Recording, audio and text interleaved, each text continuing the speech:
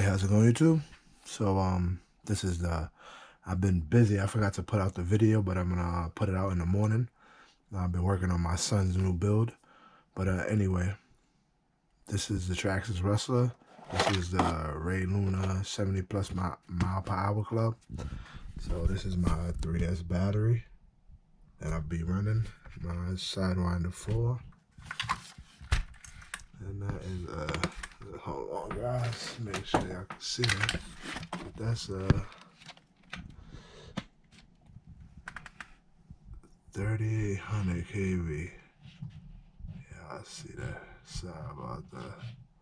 Yeah, that's a 3800 kV. Sorry about that. I just want to be correct, but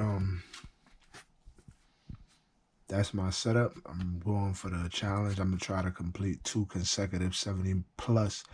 Remember, it has to be 71 plus, like us, you know, not 70.4. So, all right, guys. So stay tuned for the run.